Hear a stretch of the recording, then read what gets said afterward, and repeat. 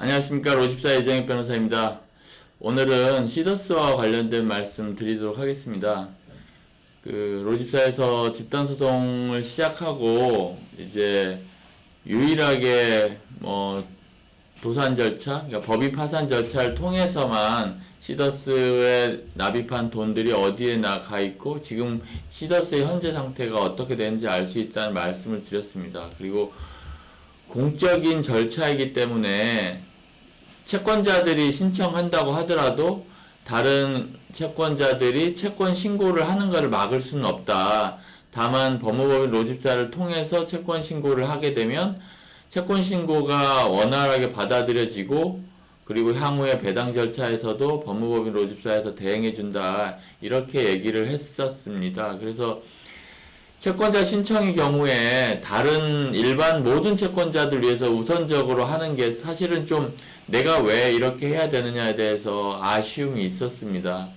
하지만 이런 수많은 피해자가 양산된 다수 조직적 범죄나 이런 다단계 사건 같은 경우는 법인 도산 절차 외에는 다른 방법이 없다. 이런 말씀을 드렸고요. 다만 최대한의 노력을 해서 예납금 같은 것들은 향후에 채권자 신청이란 이유로 반환을 받아서 이를 초기에 적극 참여한 자들에게 돌려주겠다라고 해서 로집사에서 110만원 참여자와 111만원 참여자 이렇게 이제 부가세를 포함한 가격이죠. 그러니까 10만원, 100만원 참여자를 이렇게 모았었습니다.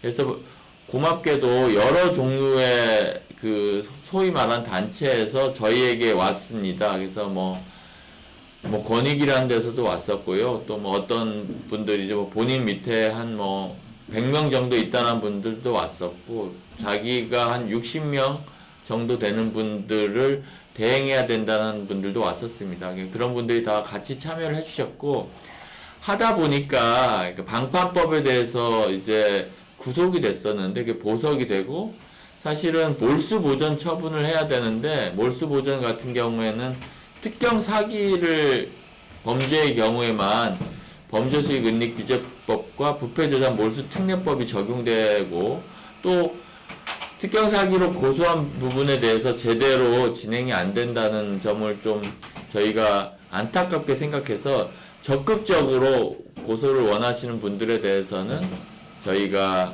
고소 대리를 해서 1차, 2차 이렇게 고소를 했었습니다. 그런데 그때 고소할 때는 형사 절차에서 왜 고소를 하냐, 이거 당연히 배상받을 길이 하고는 무관한 거 아니냐라는 얘기를 했을 때 저희는 형사 절차에서도 형사 합의를 할 수가 있고 이 형사 합의는 민사적인 피해과는 전혀 다르다. 형사 합의를 위한 것이다 라는 말씀을 드렸습니다. 그래서 피해 회복에 대해서 확답은 드릴 수 없었지만 어찌됐든 최대한의 노력을 다해야겠다고 말씀을 드렸고요. 특히 형사 고소한 부분에 대해서는 이상훈 회장 측으로부터 합의가 들어오면 적극적으로 합의를 하도록 하겠다고 하였습니다. 그래서 이제 형사 고소를 했고 결국 방판법에서 이제 보석이 됐지만 향후에 이제 이상훈 등 회장을 포함한 여러분들이 또 특경사기로 또 기소가 됐고 그 특경사기 영장실질심사에서 또 많이 구속이 됐습니다. 그래서 방판법에 대해서는 또 사실은 너무나 큰 금액이기 때문에 한 7년형이라는 중형이 나왔고요. 그래서 그로 인해 수감이 되었고 또 특경사기는 특경사기대로 지금 많이 다른 사람들이 지금 수사를 하고 있어서 과연 언제 기소가 될지는 모르겠습니다. 그러니까 그렇게 방판법에서 유죄 판결이 나고 그 판결문에 형사 판결문에 이제 피해자들이라든지 범죄 행위가 드러나게 되니까 저희가 이제 같이 신청한 파산 절차에서도 파산 재판부에서는 이제 형사 판결문의 내용을 보고 적극적으로 신문을 진행을 했고 그 신문에서 여러 가지 얘기가 나왔습니다. 사실 판사님 입장에서는 채권자 회생인데 채무자가 이 파산 절차에 대해서 반대를 하고 있는 입장이니까 채무자에게 그렇게 물어볼 수밖에 없는 거죠. 일단 채권 인정하느냐, 두 번째 채권 인정하는데 왜 변제할 수 없느냐, 그러니까 두 가지가 문제되는 겁니다. 그런데 채권 인정하는 부분에 대해서는 다수의 채권자가 있고 또 그 형사 유죄 판결의 피해금으로 되어 있고 또 심지어는 지급명령까지 되어 있는 분들이 많이 있었고 그래서 이 피해액을 인정할 수 없다라고 말할 수는 없었고요. 그러면 변제를 해야 되느냐, 왜 변제를 못하느냐에 대해서 이제 제대로 답변을 못하니까 그러면 변제를 하면 파산 신청은 이제 취하할 수도 있으니 변제할 수 있으면 해봐라라고 얘기를 했던 거고 그래서 원래 저희는 뭐 협상의 가능성은 극히 드물고 불가능하다고 생각했는데 한번 말씀을 드렸습니다. 채무자 대리인에게 뭐 혹시 뭐 합의가 가능하냐, 합의할 생각이 있느냐 이렇게 물어봤는데 그거에 대해서 고민을 해보겠다고 했고 근데 공교롭게 그때 뭐 거기 참여한 채권자 저희 수임자분 중에 몇 분이 거기 참여를 하고 있었는데 그분이 이제 이거 협상이 혹시 되나 보다 그리고 협상을 할 의사가 전혀 없는 건 아닌가 보다라고 얘기를 해서 이제 가까운 사람들에게 알려졌고 저희 수임자분들 일파만파로 알려졌습니다. 그래서 저희가한테 연락이 되게 많이 왔고요. 협상이 가능하냐에 대해서 저희가 협상은 어렵습니다. 이거 쉽지 어렵고 근데 다만 협상을 안 할 수는 없고 한다면 저희가 안 하진 않겠습니다. 수임자들을 위해서 저희 법무법인이 지금 진행을 하고 있기 때문에요. 그래서 형사 고소한 분들은 형사 합의, 파산 신청한 경우는 파산 합의를 한다고 말씀드렸고 다만 저희가 파산 신청을 할 때 이게 파산 선고에 있어서는 꼭 신청인과 비신청인 차이가 별로 없습니다. 그래서 저희가 빠르고 좀 가능한 분들, 이제 입증이 또 훨씬 가능한 분만 한 66명 정도를 우선적으로 채권 파산 신청인으로 넣었는데 저희한테 같이 이제 예납금이라든지 이런 걸 납입해주고 같이 채권자 대리를 하겠다라고 하는 한 200분 정도의 사람들은 파산 선고 전에 지금 가입이 되어 있으니 이분들은 같이 합의를 할 수밖에 없다. 이분들이 저희한테 미리 파산 신청을 참여하겠다고 왔는데 파산 선고가 될 무렵에 갑자기 뭐 협상을 한다고 하는데 협상에서 배제된다고 한다면 말이 안 되는 거잖아요. 그래서 이제 그렇게 하겠다고 했는데 이제 몇몇 분이 이제 오해를 하시고 신청인에 포함된 분들 입장에서는 뭐 그건 우연이고 좀 더 이제 저희가 보기에는 파산 선고를 빠르게 할 수 있다는 이유로 그렇게 한 건데 그 이유만 가지고 합의금을 본인들만 대행해서 합의를 해달라고 이제 몇몇 분이 그렇게 생각하신 분이 있었던 것 같습니다. 그리고 또 하나는 파산 협상을 이제 시작한다고 하면 추가적인 파산 신청인은 이제 수임을 받지 말라라는 얘기를 해서 저희가 수임을 받지 않았습니다. 사실은 왜냐하면 계속해서 갑자기 늘어나 버리면 저희 기존의 수임자들에게 협상을 시작하면서는 뭐 많이 문제가 되기 때문이죠. 그래서 협상을 통한 해결이 사실은 수임자분들은 가장 빠르게 받는 게 사실입니다. 근데 그거는 현실적으로 돈이 있어야 가능한 거고요. 그리고 저희도 마찬가지로 법무보수도 협상을 하는 게 가장 빨리 받을 수 있고 또 어찌 보면 저희의 법무 리소스를 최소화할 수 있는 거기 때문에 협상을 안 할 이유는 전혀 없습니다. 그래서 뭐 여러 가지 말들이 많지만 저희는 협상을 했고요. 사실 채무자 대리인 변호사하고는 계속해서 뭐 얘기를 했고 계속해서 얘기를 해서 채무자 대리인 변호사와 공동으로 뭐 이제 최종 권한을 가지고 있는 휴스턴 코리아 영농조합 대표이사로 되어 있는 이상은 회장과 접견 예약을 어제 했습니다. 그래서 접견을 어제 갔는데 갑자기 1시간 전에 1시간도 아니죠. 한 3시 20분 정도에 연락이 왔으니까 접견을 못하겠다라고 얘기가 왔습니다. 그래서 이게 무슨 일이냐, 너무 이거 약속이 뭐 말이 안 되지 않냐라고 얘기를 했는데, 저희가 이제 너무 황당하기도 하고, 이제 알아본 바에 의하면, 뭐 고민을 많이 하고 있다라고 합니다. 그런데, 뭐 새로운 지금 보석 신청 이후에 새로운 어떤 뭐 프로그램을 많이 개발한 것 때문이기도 하고, 아니면 다른 사람들이 계속해서 이 파산 신청으로 인해서 뭐 협상을 통해서 많이 받아갔으면 계속적인 파산 신청을 하는 걸 막을 수 없지 않냐, 이런 생각을 하시는 것도 같아서, 결국에는 이제 뭐 서울구치소까지 갔는데도 불구하고 이제 안 되게 됐고요. 파산 선고까지는 사실은 많이 남지는 않았습니다. 저희가 그 재판부에서 그 신문기일에 본 것을 예상하게 된다면, 이게 너무 어려운 사건이고 법원이 정말로 어렵지만 노력을 하겠다라고 생각해서 이제 진행을 하려고 하는데, 그 짧은 기간 동안 빨리 판단을 해서 하지 않으면 파산 선고 이후에는 형사 합의 외에는 별도 합의는 제가 하고 싶어도 할 수가 없습니다. 그래서 그 신뢰관계가 파산 신청을 하겠다고, 취하를 하고 합의를 하겠다고 하면 신뢰관계가 중요하고요.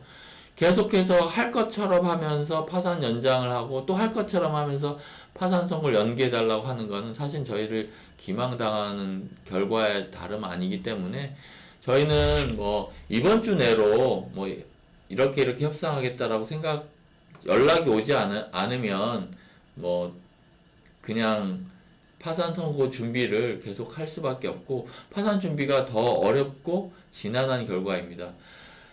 그런데 저희를 아까 오해하신 분들이 뭐 협상을 뭐 제대로 안 하지 않느냐, 그리고 협상했을 때 너무 많은 사람들이 나누지 않느냐라고 오해하신 분들이 뭐 수임을 철회하겠다라고 이제 얘기하신 분들도 있습니다. 근데 이미 저희가 예납 110만원, 뭐 11만원 한 분들을 소액으로 한 이유는, 이제 향후에 긴 시간 동안 파산 절차를 진행하면서 성공 보수를 받기 위해서 노력하는 것을 전제로 하고 있었고, 예납금을 납입하는 것을 전제로 하고 있었습니다. 그런데 갑자기 이제 그렇게 얘기를 해서, 처음에 저희랑 많이 연락된 한 분 정도는 너무 이제 뭐 카톡이나 메시지로 얘기를 하기 때문에, 그분은 그냥 본인이 나가는 전제에서는 그냥 저희가 양보해 드릴 수 있겠다, 이렇게 제가 답변한 것도 있는데, 갑자기 본인이 그걸 얘기를 해서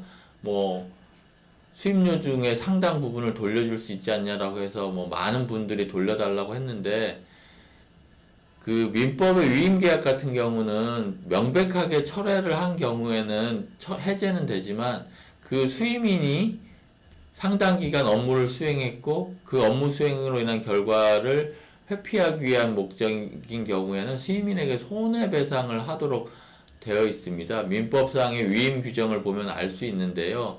그러니까 그걸 보시면, 저희한테 지금 파산 선고까지 다 저희가 했는데 갑자기 위임을 처리해 버리시면, 저희는 성공 보수를 보고 한 건데 그거를 지급하지 않겠다는 의사가 돼가지고 저희가 쉽게 그런 위임을 받아들이기가 되게 어려운 상황입니다. 그래서 저희가 저희한테 위임을 처리하겠다라고 하신 분들은 그냥 메시지로도 많이 보내주시기도 했는데, 그 공지사항을 통해가지고 위임 의사를 분명하게 확인할 수 있는 그런 자료를 받으려고 하고 있고요. 그런 자료가 없으면 위임 의사를 다시 진정하게 한 것은 아니다라고 그렇게 판단할 예정입니다. 그리고 파산 선고가 된다고 하면은 이제 향후에 기존에 있던 대로 채권자 집회에서 지금 현재 남아있는 상황이 어떤 상황이고 돈이 어떻게 흘러갔고 그 수많은 14개나 되는 관계사들은 어떻게 해야 될지에 대해서 법무법인이 엄청 노력을 해서 진행을 해보도록 하려고 하고 있습니다. 그래서 협상은 오늘 이번 주까지 최대한 노력을 해볼 것이고요. 지금 저희가 뭐 협상을 위해서 구치소까지 갔는데도 그냥 돌아가라고 한 거는 사실은 신뢰가 없어서 협상이 될 것 같지는 뭐 않은 상황이고요. 협상이 된다고 이제 만약에 가능하려면 파산 선고가 되면 지금 휘스템 코리아 영농조합법인 이사회나 대표이사인 이상훈 회장의 어떤 처분권이 완전히 파산관에 넘어가기 때문에 할 수가 없습니다.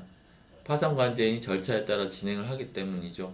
그래서 시간이 많지 않았고, 또 그리고 파산 협상이 될 가능성은 저희가 노력은 하지만 많지 않다, 크지 않다. 그래서 협상에서 빨리 받을 수 있는 길에 대해서는 뭐 그렇게 뭐 희망을 많이 가지실 필요는 없을 것 같습니다.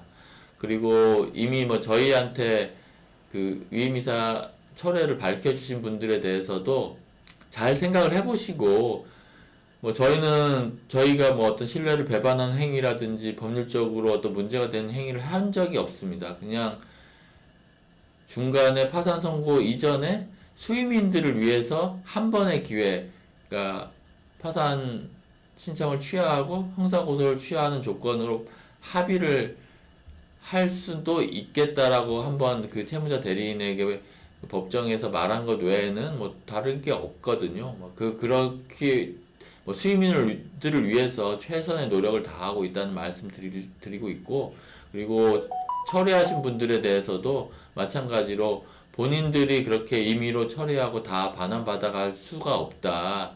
저희가 그동안 노력한 거에 대해서는 뭐 아무 인정을 안 하겠다는 것은 뭐 상식적으로 말이 안 될 뿐만 아니라요. 뭐 저희 성공보수 약정에 대해서도 그냥 이렇게 처리해서 선고로 인한 이득은 모두 취하고 성공보수 약정은 피해가겠다는 것도 사실 쉽게 받아들이기 어렵다는 말씀 드리도록 하겠습니다.